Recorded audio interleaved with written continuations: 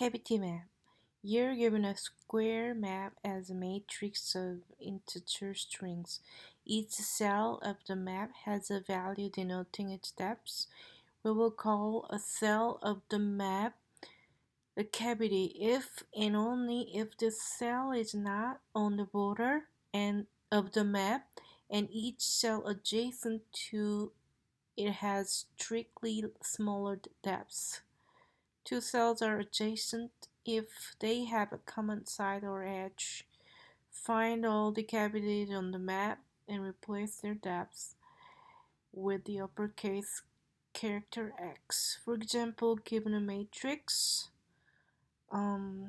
so that is really the only number that is bigger than the surroundings, you will return that number as uppercase X. So instructions are pretty straightforward. So let's keep going, and I guess we can start coding. But basically, before we coding though, in this case, let's go with an easier example. So what we can do is we can look at the character above and like side next to each other and below, and any of these are basically equal or smaller, this won't be a cavity. So basically any depth that is deeper than the surroundings. So let's see, so we have to basically look at all the four sides of what's going on. So alright, so here let's just console log the grid. I wanted to see what the parameter that we're getting passed here. So we can just run the code. Of course it will fail because we're not returning anything. But debug output, the console log is basically saying, okay, these are actually strings in this array. I guess it was explained up here. You were given a square map of matrix of integer strings. So alright, so now let's keep coding. It looks like what we need to do is we just have to return the grid as is. And let's see what it does. Run the code. At least you'll see that the test won't fail. And this one actually is passing because it didn't have any cavity in there. So this one does, and it was expecting basically that two locations to be uppercase X. So in order to make that, so now what we need to do is I wanna loop through this array. So I will equal, but before we loop through this, let's see. We need to exclude some of the lines because when it said at first, only if the cell is not on the border. So we need to exclude any conditions that will be on the border, which means the first of the array and the last of the array, and then anything that's coming the first and last of within this element. So in order to do that, we'll have to start this array basically with not 0 but 1,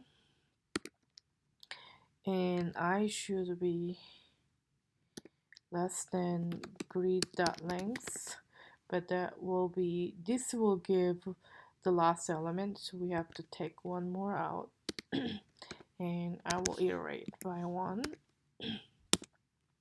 Within that is basically iterating each string element. So we need to also look at the string element itself.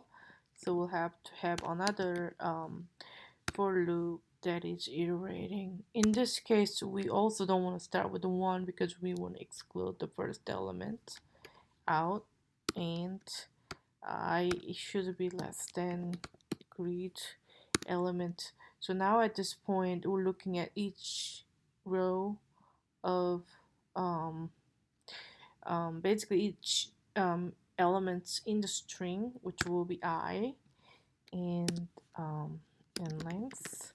Again, -1 because we don't want to see the last element there. And then that will be, oh, okay, never mind. This one actually should be J and J. And J should be the rating by 1 as well at this point. And now at this point, I wanna call say I wanna call this grid I and J, which will be any given element that's not in the border. Okay, hold on. Before I do that, is cavity. I'm gonna call that is cavity. And now it's time of setting a condition. If its cavity is bigger than, let's say, all the conditions, but conditions above of my, you will have to look at conditions above, which will be I -1 and J, right? And which will be the right directly on top. Basically in this example, we just selected that item. So now it's time to look at that item and that item and that item. I mean, it doesn't have to be anything in particular order. As long as we check all these 4 conditions, we'll be good to go. So for that, I wanted to check that, and that its cavity is also bigger than grid I +1, right? Which will be straight direct bottom of it. And let's see, and then now we're gonna check the sides by side. Cavity is bigger than grid I and J -1, and one more condition, right? So cavity is bigger grid by I and J +1. If that's the case,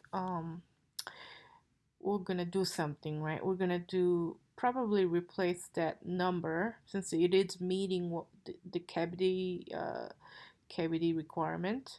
But before do that, let me clean up the code a little bit to make it a little bit more legible.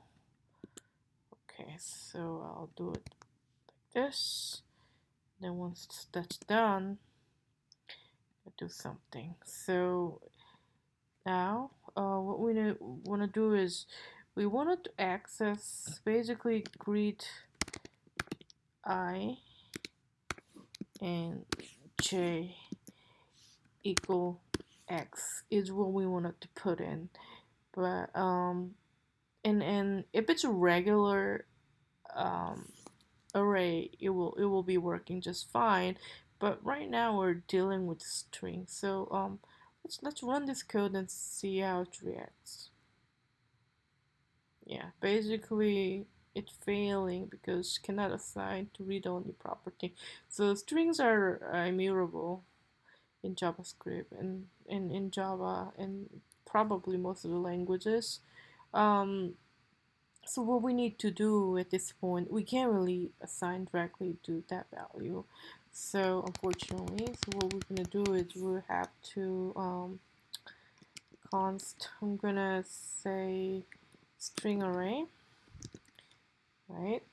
Right now it is string, but I'm just converting that to split and converting it to an array. So now we have an array. So once we have an array, now we can access finally. So string array of J, I wanted to change, basically make it to reassign that value to X. And then once that's done, I wanted to have const updated string. I'm gonna call that updated string. So string array.join will update that to update basically back the string. So what I want to do is I want to have greet I equal the updated string. So this should take care of now the reassignment. So let's run this code.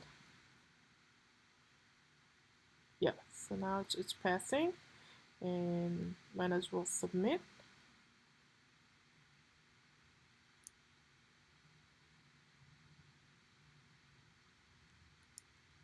Yep, so it passed. All right, thanks for watching.